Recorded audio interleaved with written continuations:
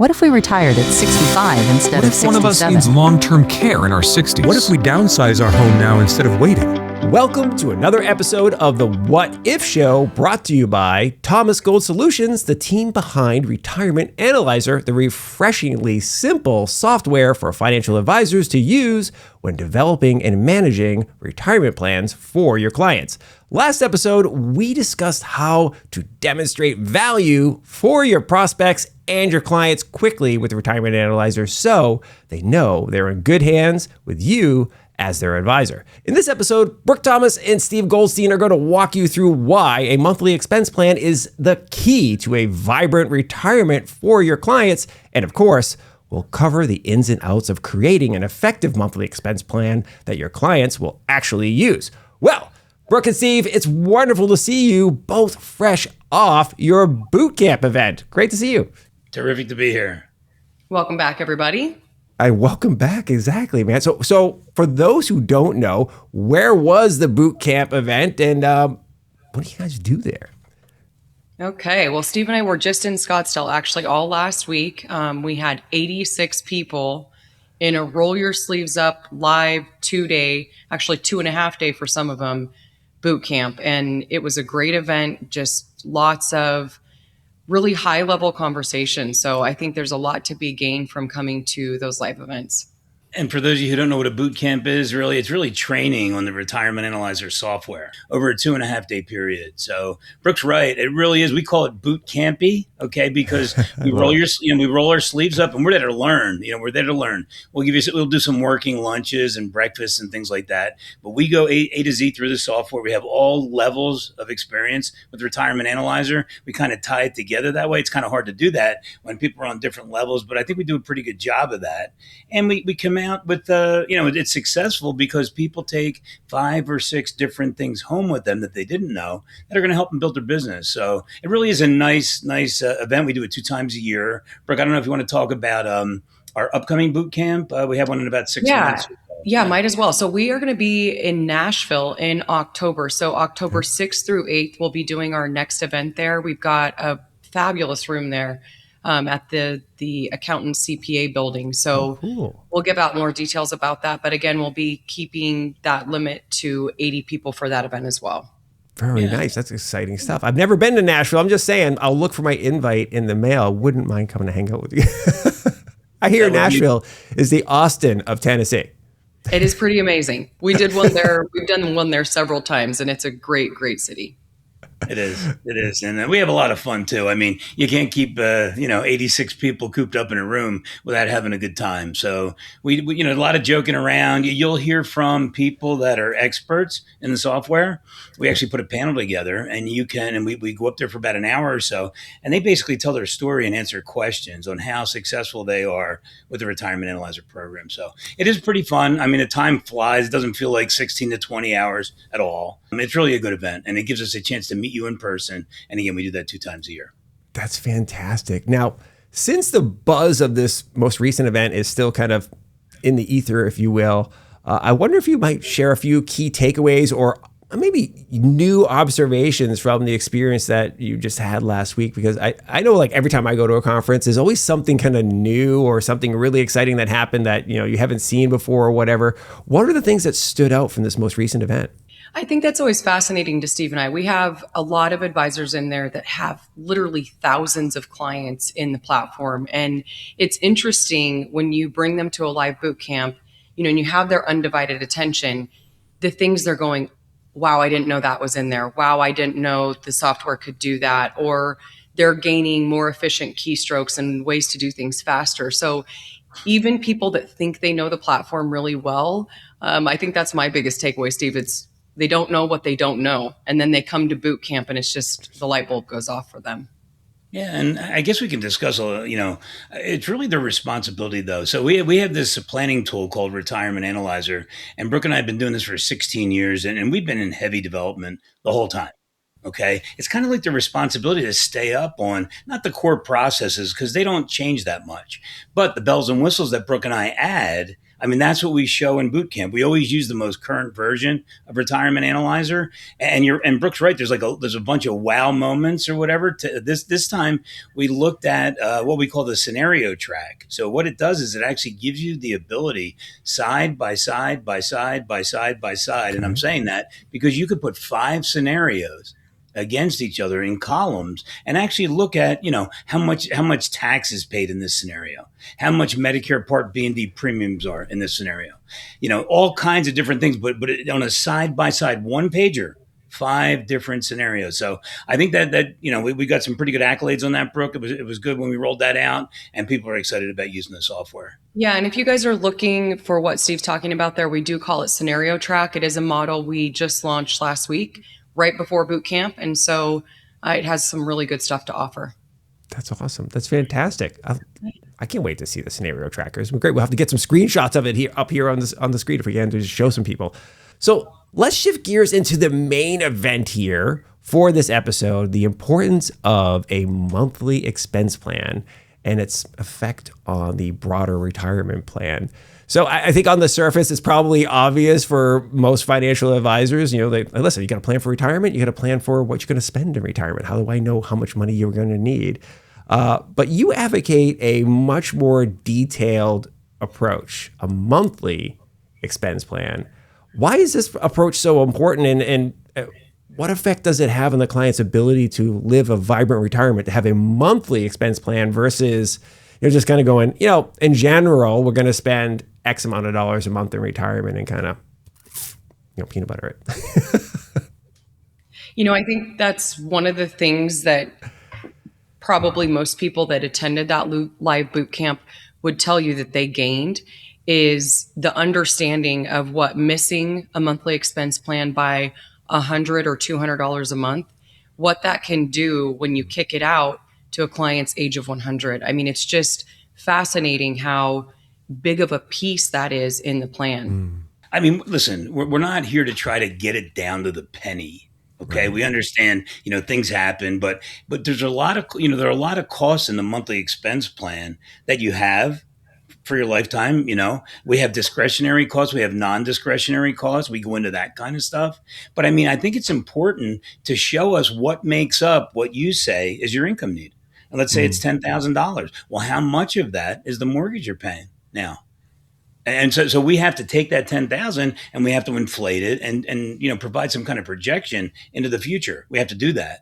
And so if we put in $10,000 with the mortgage payment included with a 3% inflation rate, the mortgage isn't inflating. That's just something simple like that. So I think there's more attention that has to be paid to this process, because you could change your plan by over $1 million at age 100 if you happen to make it there. So Brooke and I know the numbers, we've seen it, and changes, just addressing it and breaking the 10,000 into component parts is a huge win. And it's a great exercise for clients. It really is. They might hem and haw about doing it, Yeah, I bet. but when they come back, best financial exercise we've ever done for ourselves, they'll say.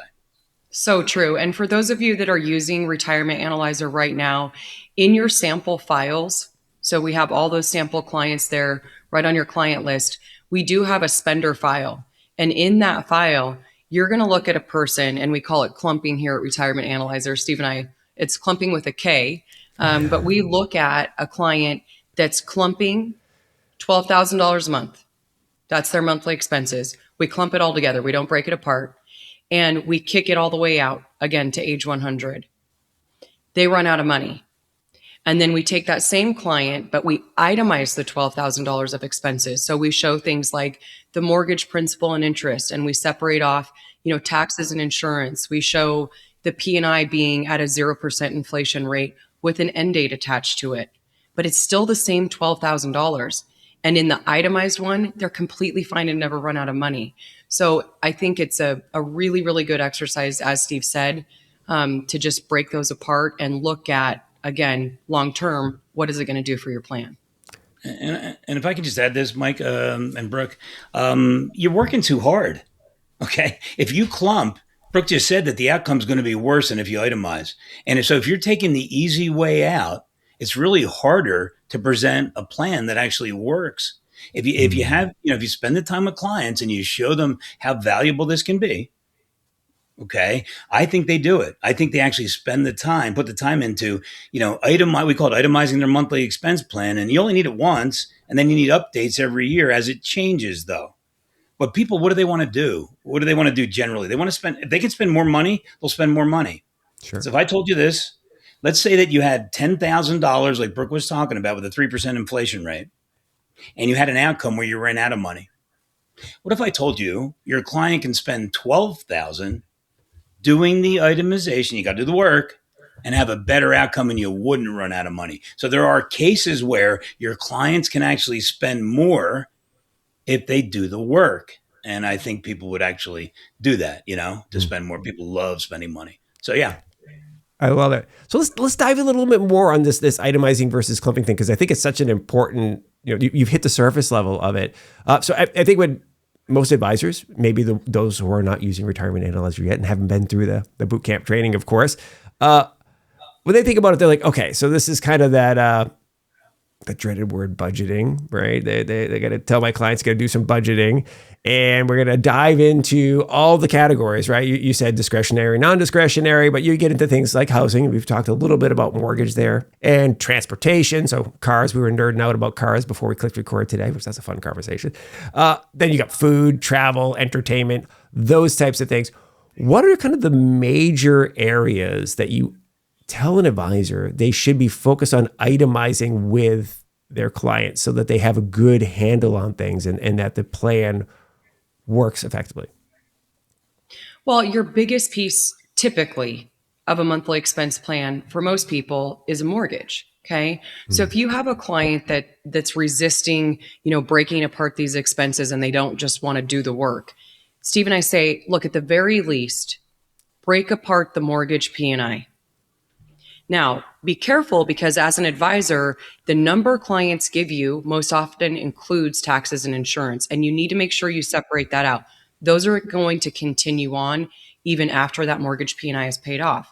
But even if you just take the mortgage P&I and then clump the rest of the expenses and show everything else, it's still going to look a heck of a lot better than putting it all together in one clumped number. So just think about that. Ideally, though, you do want a client to break apart every section of it. I mean, most people, think about it, they're not buying brand new cars after age 85. I mean, most people just aren't doing that. Most people have, a period of life where they're doing a lot of traveling. Steve and I talk a lot to clients about the 3 phases of retirement. So we call it the go-go, the slow-go, and then the no-go. And for most people by 85, a lot of those expenses are tapering just because with age they slow down. They're not buying as many clothes or cars or travel. It's just tapering. And there's really a lot of moving parts. There really is. But I just want to make sure we understand what we're trying to do here. The cost could be $10,000 today. They really could be. Okay. And if you put a 3% inflation rate in, that's not enough analysis for us, because all the component parts of that 10 behave differently. And so Brooke's saying that, the mortgage doesn't inflate. Okay. So we have to take care of that. And you can make that adjustment in Retirement Analyzer.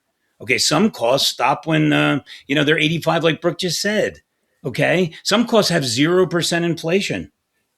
All right. What if you have a life insurance premium and it's part of that 10,000 with a 3% inflation rate? That doesn't make any sense. The life insurance premium doesn't go up. So you're not able to really project effectively. And we're going to talk about IRMA in one of our future podcasts, and that's Medicare Part B and D cost that inflate at a different rate. Now, if you're putting everything together with a 10%, 10,000 with a 3% inflation rate, we're not going to be able to show IRMA at what we think it should be. So there's nothing like it, at least in my opinion. Brooke and I have been doing this for 16 years. Nothing like breaking apart the component parts of monthly expenses, non-discretionary, discretionary. Have that talk with your clients. You owe it to them. If you don't do that, you're probably providing them negative news when it's not as bad as what you're showing them. And that's really the problem here. Okay. Help them do the work to show it. And it's not like we're raising a rate of return to have a better analysis. We're just, we're basically looking at the costs, we're analyzing them, and we're projecting what they will be over time. That's really what we're doing. I love it. It's so interesting because, almost every advisor who's created a financial plan for a client is talking about some of the big life event expenses that are to be planned for. So I might want to buy a vacation home someday. I might want to buy a boat or that fancy sports car, or, hey, I've got 2 kids. Both of them are going to need to go to college, and one of them smarter than the other is going to go to a way more expensive school, or whatever that type of stuff is. You have that type of conversation with your clients. You're planning for future expenses, and you think a lot about those big items. But to your point of like, if you don't break down like the core components of the machinery, if you will, right, of how life is going to work over the course of that retirement plan, you might be missing something. You might be coming up short or grossly over planning, right, for something that's just going to stop existing 10 years into retirement. Well, you know what's fascinating is once you run Retirement Analyzer on a client and they start understanding the power of the budget. Keep in mind, we've got this client portal where you guys can share out the financial plan. They can get in there. They can work the numbers if you unlock it and let them. I realize that's a nightmare for some clients. You have the ability to lock it as the advisor, but they can really get invested in what is this going to do to my plan? And so you will have clients calling saying, Brooke, if I want to take this extra vacation, I need an extra 20 grand for this year, or, I want to look at buying this second home. You pop it in and they really can see those outcomes. It's very, very helpful for them to see, if it's a do or a not. It's incredibly important, as you said. It's very interesting too to think about, because again, people don't think about this that often. They do kind of think of things in flat. And I think part of it is because like during your earning years, you go, I earn this much money per month, and if I keep live within my means, this is how life looks. And then when I retire, I'm going to have this much money per month to spend, right? This much income. Great. As long as I keep my expenses within that, but you do have to dive a little bit deeper. And one of the things that you teed up, Brooke, a few minutes ago that I really want to dive into, because I love this topic, is that concept of the go, slow go, and no-go years. I want to dive a little bit more into that because, I think about it, I'm not near my retirement years yet, but it's one of those things where you're like, yeah, of course. Yeah. When you retire or where you get to a certain age, I'm approaching empty nester, as we were talking about before we clicked record. There's going to be some go stuff that happens once like Amy and I have free reign to do what we want, whenever we want, type of deal. So talk a little bit about that. And what do you see? What are the core changes during those different periods? Well, I got to tell you, Mike, the first thing that goes through my mind is I should have probably had children a little earlier, considering I'm 45 with an 8-year-old, but here we are. No, but I really do think as people are nearing retirement, it's something that they want to see. And they want to see if they take an extra chunk of that budget and put it to travel and really do the things right early in retirement that they want to, if they can afford to do that. And the nice thing is in Retirement Analyzer, you can literally go in and stagger those expenses. So maybe we want to assume for 5 or 10 years, right after I retire, I'm going to go. Okay. And then you can stair step it in RA, and maybe then it tapers and you're only doing 2 trips a year or 3 trips a year. And then it tapers again. So you can really just stair step it and show that very, very easily to a client. And it's kind of neat to go through it. People do drag their feet, but here's the deal. I mean, while you're working, Mike, you were mentioning while you're working. Okay, so why is it so important while you're working? You have a monthly expense plan. Let me throw some numbers at you, just real easy numbers. Let's say that, you're making $15,000 and taxes are $3,000. That gives you 12, or it leaves you 12, and your expenses are 10. Okay, so RA will look at this and help you determine that, hey, we call it Fluff in our program, right? There's $2,000 extra at the end of each month. Okay, so why is this so important? Well, the 10,000 is accurate. Brooke and I, we go through and we make sure the monthly expense plan is accurate. So now we know about the Fluff, how much it is. Okay. And in this case, we have a conversation with the client. Hey, 12 minus 10 equals 2. Where's the money going? That's probably the most fun question to ask, because they have it's all being spent. I'm telling you right now. And, but the point is that can be put away for them to make the analysis better if they know it's there. We're not saying to cut your spending. We're saying just to pay attention what you're doing. That's all. The one thing that Brooke and I always, we kind of equated to like a monthly expense plan is like a brand new baby. I love this, right? So basically, brand new baby, beautiful thing, right? If you don't pay attention to the baby, what happens? All things can happen. Baby could be all over the place. Right. If you and so if you do, everything's fine. Monthly expense plan. If you don't pay attention to it, in other words, you just paycheck to paycheck, spending whatever, not paying attention at all, the money that's going out the door, it's not going to behave right. It behaves a heck of a lot better if you, and trust me, we're not penny pinching here. You just know about what's going where. And that's the exercise, really. And then that says, look, you know what? Because I have the extra two, maybe I'll take 1,000 and put it into an investment account. And because I did that, maybe I can retire. Maybe we can retire a year earlier. That's the kind of stuff we need that fluff number is very, very important to RA advisors. Yeah. Well, and I'll add to that. Don't be surprised if you sit with a client and they have no idea. Steve and I have literally had to direct them to budgeting tools. And, they have 5 different credit cards and 10 different checking accounts and just stuff all over the place. And you have to literally let them take a month to work through their expenses and figure out and put it all in one consolidated plan. So that's very, very common. Yeah. I love this fluff idea. And we're gonna workshop a concept of like the power of the fluff or fluff. Excuse me, sir. Already taken. Oh, is it? Okay, good. I'm just I kidding. like it. Well, the reason why I want to talk about it, I want to suggest it is one thing that this goes back to my business school days and my economics professor saying, listen, by every single metric, you are living a higher quality life than your grandparents did. And because a lot of people get mad, especially younger people are like, you guys had it so much better. It's like, I don't know, just about every one of you drive a car with air conditioning now and power windows and have air conditioning in your homes and have a refrigerator. It's all these things like generations before you didn't have those. So, but that opens up a can of worms that I would love to get your take on, which is there's inflation, CPI inflation, the cost of goods changing over time, cost of money changing over time as well. But there's also personal inflation. 20 years ago, we had cable subscription, but we didn't have Spotify and Netflix and a lot of these other subscription components to our lives.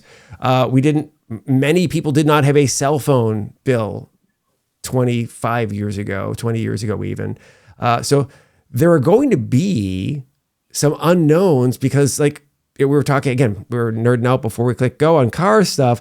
There's going to be self-driving cars at some point in time. So some people might go from having a car payment to also having a ride service subscription payment that, for cars that drive them around or whatever like that. How do you, I don't know, tell advisors that they think about that? Because I feel like this fluff has got a lot of power there to cover that. Like, hey, by the way, leave some wiggle room. Yeah, it's huge. And when you look at the inflation, that's kind of the beauty of RA, though. When you plug these expenses in, I know any of us can sit there and bust out our calculator and, do the math, but who wants to do that? And so RA will let you plug those numbers in and then see what they look like over time. I would actually encourage every advisor to go out to BLS.gov. Okay. B as in boy, LS.gov. And what that's going to allow you to do is look at the average inflation rate per item. So healthcare, you're at 7-8%. Clothing, interestingly enough, very low. But you can kind of break that apart. And in RA, you actually can set up your own expense plan templates and have those inflation rates, the specific ones that you research, default in there, where every template that you open to plug in the data, it's all filled out for you. It just makes the data entry super quick. You can email that out to clients, the expense plan that is. They can fill it out, bring it back into your professional version. So there's all sorts of really easy processes like that. But inflation is huge. Just changing inflation by 1% can be enough to take a person from running out of money to not running out of money. It's fascinating how quickly that moves. Yeah, and I think the point is this, though. You're actually aware of the fluff that we were talking about because you did it Okay, so you know now you could actually increase spending. Maybe you wanted to afford a boat and pay monthly for 5 years, whatever it is. The point is, you're in a deeper conversation than most people. We're not talking about investment rates of return. We're not talking about the retirement date. We're talking about getting it right today because we have to project it out 30 or 40 years sometimes. And so Brooks inflation rates, maybe it is 6 or 7 for medical. It's going to, over 40 years, that's going to explode. Okay, so we have all these mechanisms inside the software to help you have these conversations with clients. They need to know this, though. They do. Yeah. And I mean, who would have thought, right? Medicare Part B in 1965 was $3 a month. Three. Okay. Today, or last 2 years ago, or this year actually, $202.90, $202.90. And that's the base from 3 to 202.90. So costs are going up. Obviously, we can prepare for that. But again, when you have all the numbers right in front of you, you can change direction and say, look, maybe I want to retire because we did all this work and we're looking this good. Maybe I can afford to buy long-term care insurance. Maybe we want to buy life insurance and get that multiplier effect. So there's more for, our kids when we pass away. All those decisions can be made after we analyze the most important part. We call it the cornerstone of the whole financial plan. We actually have an e-deck too that talks about, a basket of goods. And I think we all feel when we go to the grocery store nowadays, your $100, you get basically nothing unless we're all going to eat top ramen and shift what we're purchasing. It just, your dollars aren't the same. And so we have a slide in our e-deck that shows, a shopping cart and how many items are in that shopping cart and what that looked like 10 years ago versus today, and how your dollars just do not stretch as far. I was looking at a story a little while ago. I'm like, I think you'll like this one. Looking at CPI, Brooke was talking about it, right? There's this CPI and there's this chain CPI, okay? So what's the government doing? They're in control of this inflation number, okay? And so there's a basket of goods, like Brooke said, okay? They're able to actually take certain things that might inflate a little bit more out of the basket and pop other things in there that don't inflate as much. And just think about that. So that's kind of telling you that if inflation gets to a point where you can't afford to do what you want to do, you're going to change your behavior because they're taking stuff out and putting stuff in. I got to tell you, that's too many moving parts. And the government, I love this country, trust me. But and the government handling this, I don't think so. So what we can do is we can actually play for we could put some, you want to talk conservative, we can put some higher inflation rates in just in case, and that'll show what would happen if we get into a bad inflation situation. But a lot of times, last 3, 4, 5 years, it can't last mathematically for 40 years because nobody will be able to afford anything, But you can show all this kind of stuff in RA, It's interesting you say that because, over indexing for inflation is a really smart idea, right? Just because what we talked about before, you're going to spend money on things that don't exist today, right? Software services, as an example, that didn't exist, right? We mentioned Netflix and Spotify and your cell phone bill, like those types of things. Like in generations past, people weren't paying for those in retirement, right? But now they are. There's probably going to be services or things that you're buying in the future that that aren't even invented yet. But there's going to be things you probably do less in retirement. You mentioned, shopping for food. Well, I'm sure in those go-go years, a lot of people go out to eat a lot, right? As a population, we go out to eat a lot more than we did in generations past. But I'm sure at a certain point in time, you're like, I'll just eat at home. I'm good to go. Very true. Well, and I guess the question that I think about is the inflation rate that they're telling us we're getting, is that really real, or is it artificially low because of what Steve was talking about? So like if you look at the 10-year average inflation rate, it's right around 3.2%. But I think all of us feel, again, that shopping cart analogy, our dollars are not stretching as far. I mean, good Lord, look at the price of fuel right now. Right. Yeah. I mean, outrageous. 100%. So I don't want to share too much information, but Brooke and I are big bacon people. Okay. We got crushed there for a while, a few years ago. Bacon was what was the inflation rate on bacon? It's finally coming back, to where it should be. But I mean, really, Yeah, but so now look at what beef is doing. It's like my Costco tri-tips doubled in expense. It's just outrageous. Yeah. I think I have told you and warned you. And by the way, for members of the audience who don't know, if this is your first episode, Mike is a food lemming. So when we start talking about a certain type of food, Mike will probably be eating that food in the next day or so. And luckily for me, I have some really good bacon. So what bacon is like a lot of other foods, coffee and wine or beer or whatever. You get certain things and you're like, once you get the good stuff, it's really hard to go back to the basic stuff. You know what I'm talking about? So I'm in Texas. And so HEB is the store here that everybody just raves about. People like lose their mind. It's like rated the #1 grocery chain in America. So they have bacon. They have HEB, thick cut bacon, and they have like a jalapeno one, like that's been kind of like seasoned. Okay. It not only does it make the is- house and neighborhood smell amazing, but it's just like, It's just so versatile, though, isn't it, Mike? It's just so versatile, sure. right? Put You it can on make anything. bacon ice cream, chocolate covered bacon, chocolate covered jam. bacon. My wife likes a bacon and peanut butter English muffin. She just makes some bacon and puts it. Bring it on. She Pass goes it nuts. over. Great. Yeah. I am having bacon today. It's happening. I guarantee you it's going to happen. I tell you what, if I could figure out how to ship bacon to you, like I'd ship some of this. There's got to be a way to send you HEB bacon. You'll love it. It's going to be great. Oh, this is great. See, this is what you tune in for this show. What if you had bacon? What if show? Thomas Gold is pro bacon. They are. Yes. Exactly. How can you not? You could be a vegan. I guarantee you, you smell bacon, you get hungry. You do. You know, it's like, doesn't matter. You're going to Absolutely. be in the mood for something. So I don't know what the vegan bacon is like. Let me say this, though. You have bacon and you have eggs. Eggs don't do anything odor-wise, do they? But the bacon takes care of that on Saturday morning. What a smell. Got to This tell you. is going to be insane. The amount of food I'm about to eat soon. Okay, this is great. I love it. You guys are the best. You're like making my day. This is fantastic. It's comically bad how like I watched. There was a movie years ago called Super Size Me, and it was a documentary about a guy who decided to eat McDonald's every single day and see what it did to his health. Did I get disgusted? No. Did I have a raging craving for like a quarter pounder and McDonald's fries? Yes. And did I go out to eat and get McDonald's like 2 days after that thing? Yes, of course I did. I can't help it. So, all right. So now we know there's a secret pain point for Mike, a vulnerability point for like just start suggesting food and see how quickly he eats it.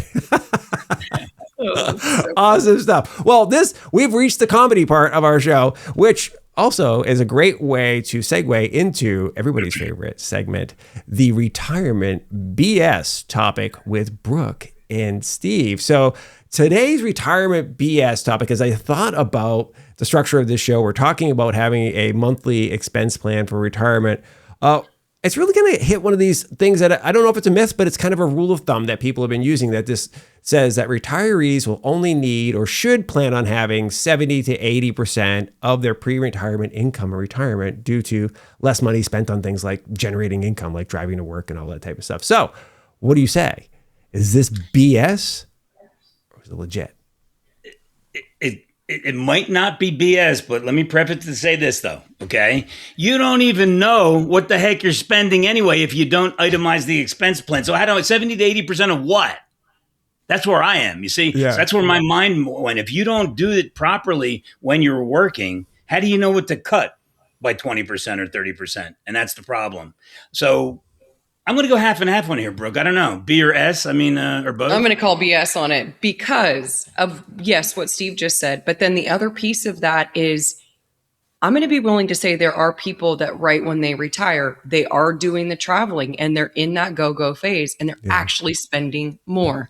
Now, again, you may stair step that down later, but you need to account for that chunk of extra expenses right away. So it all goes back to itemizing the expense plan. You gotta. I reserve the right to rebut this. Okay, just one. I have an answer for Brooke, though. I am changing to Brooke's side. I am. And here's why, though. Because I think that any normal person out there with kids and whatever else, if they have a chance to spend another dollar, that fluff, they're spending it. Right? They have to know what they're spending each month. And that, I'm not saying to guilt them into things, but wow, you have $2,000 extra. You're going to spend the whole thing on discretionary spending? Really? I mean, maybe what we should do is put a little bit away. Well, let's put 500 away. You take the 1,500. And that's the kind of stuff that at least you're helping them with itemization to build a better plan. I love it. I love it. One quick thing I want to add to advisors. I know you're sitting here probably thinking, I'm not making any money off of budgeting. And I get that. But putting your clients through that exercise is going to uncover the fluff that Steve keeps talking about. And remember that you can then take those fluff dollars and channel them and redirect them into retirement fund savings of some sort. So it's a really, really good thing to do for a client. Yeah. Can I say one other thing too, Mike? I got one thing to add to that though, and it's very, very important here, because if you're going to become the financial quarterback of your client's plan, okay, and you don't have a good outcome because you didn't itemize. In other words, you put in 10,000 with a 3% inflation rate and your numbers aren't looking good. So what can they do? They can't buy long-term care protection because of what you're showing them. It's not complete. They can't buy life insurance if they want to. They might not be able to do a lot of annuity work or move assets around or buy a boat that they wanted to, all because you haven't kind of gently pushed them in the right direction to itemize that plan. Once you have that, they maximize and they can do a lot of different things because of it. Yeah. And that's such a huge point that you both brought up there, right? It's like, they come to you. Your clients are there with you because they want a good sleep at night factor. They want to feel confident and comfortable in their financial future. Or as we've kind of talked about in this episode, they want to have a vibrant retirement, right? And if they start feeling like they're not having a vibrant retirement, what the heck are they working with you for, right? So it's worth the effort to put it in to keep that client long-term, keep them happy, and also generating referrals and all the other good stuff. Mike, let me say one last thing too. And a lot of our successful retirement analyzer advisors all make it a requirement. They insist they will not work with the client unless they take the time to itemize their monthly expense plan. I think that's great. I mean, I have chills just telling you that, because that's the way it should be done. Yeah. And they're doing it that way. So a lot of successful people using our software do it that way. I love it. I love it.